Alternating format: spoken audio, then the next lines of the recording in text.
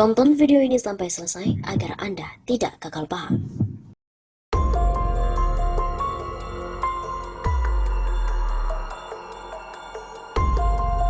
KRI Nanggala 402 adalah korban Laut Selatan. Pagi ini kakak perempuan saya menanyakan apa yang sesungguhnya terjadi pada KRI Nanggala 402 milik TNI Angkatan Laut buatan dari Jerman, di mana hilang kontak beberapa hari yang lalu di sekitar Selat Lombok. Paling tidak ada dua penjelasan. Pertama adalah technical error karena umurnya sudah tua, yaitu umur 40 tahun, padahal desain service life-nya itu sekitar 20-25 tahun. Tahun 2012 sudah diretrofit dan juga overhaul total di Korea Selatan. Dan hingga hari ini Nanggala pun belum ditemukan. Mestinya overhaul ini dilakukan setiap 5 tahun sekali. Tampaknya karena beberapa sebab, ini tidak atau belum dilakukan, hanya dilakukan partial overhaul. Naasnya hari itu KRI Nanggala beroperasi melalui sebuah perairan yang rawan di sekitar Selat Lombok. Ada arus laut yang sangat kuat dari Samudra Pasifik Utara ke Laut Selatan, di mana melewati Selat Makassar lalu kemudian Selat Lombok.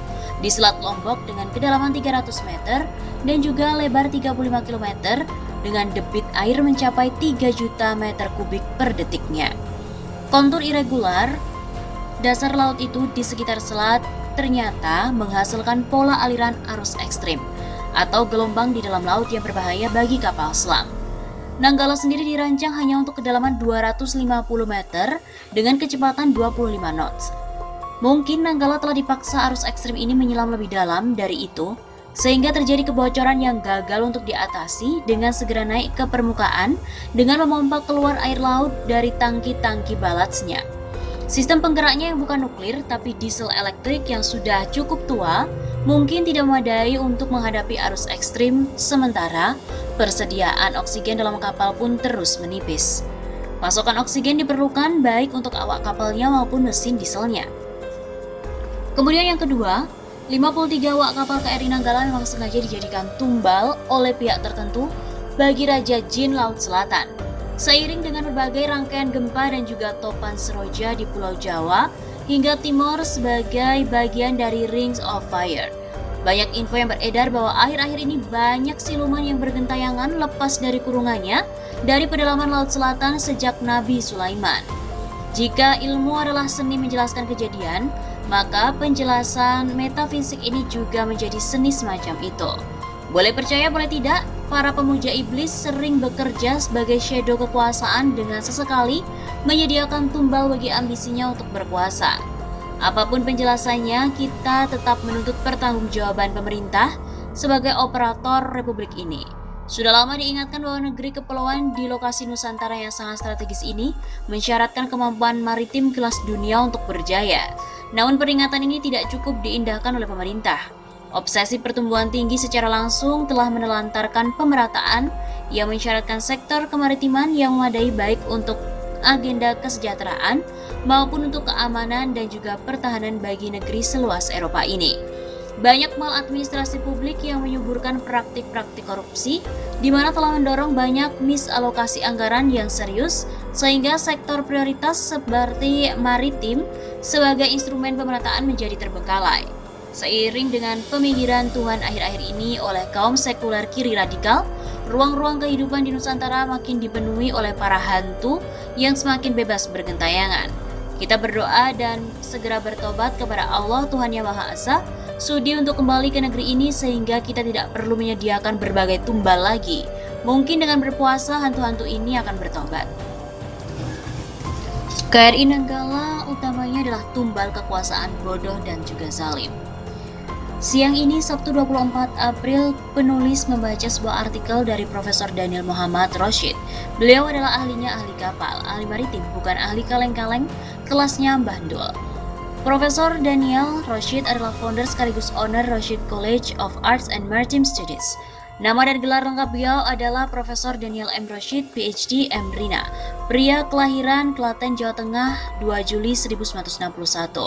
Merupakan seorang guru besar Fakultas Teknologi Kelautan, Institut Teknologi 10 November, Surabaya. Penulis pernah beberapa kali berdiskusi dengan beliau, bahkan sempat menikmati hidangan pecel nikmat dengan sejumlah tokoh di Surabaya. saat mengadakan diskusi di kantor Rashid College of Arts and Maritime di Gunung Anyar. Yang menarik, tulisan Prof. Daniel tidak saja mengulik aspek saintis, khususnya berdasarkan kepakaran beliau di bidang kemaritiman dan perkapalan untuk menjelaskan kausalitas tenggelamnya KRI Nanggala 402 milik TNI Angkatan Laut, tetapi penalaran yang bersifat metafisika, yakni adanya kemungkinan 53 awak kapal KRI Nanggala memang sengaja dijadikan tumbal oleh pihak tertentu bagi Raja Jin Laut Selatan. Hal tersebut sejalan dengan terjadinya berbagai rangkaian gempa dan juga topan seroja di Pulau Jawa hingga Timor sebagai bagian dari Rings of Fire. Analisisnya banyak info yang beredar bahwa akhir-akhir ini banyak sekali siluman yang bergentayangan lepas dari kurungannya dari pedalaman Laut Selatan sejak zaman Nabi Sulaiman. Percaya? Monggo saja. Tidak juga tidak apa-apa.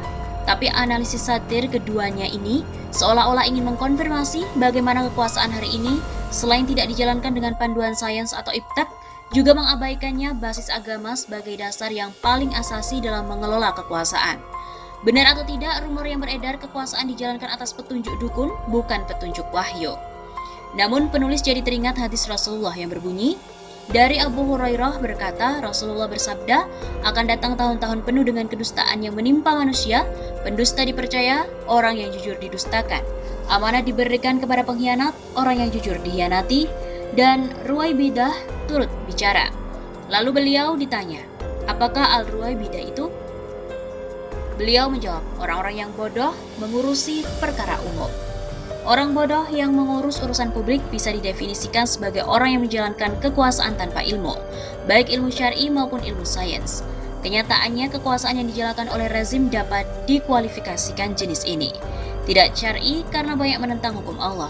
Dari soal investasi miras, mempersoalkan seragam sekolah yang menutup aurat, mengkriminalisasi ulama, mengkriminalisasi ajaran Islam, hingga membubarkan ormas Islam.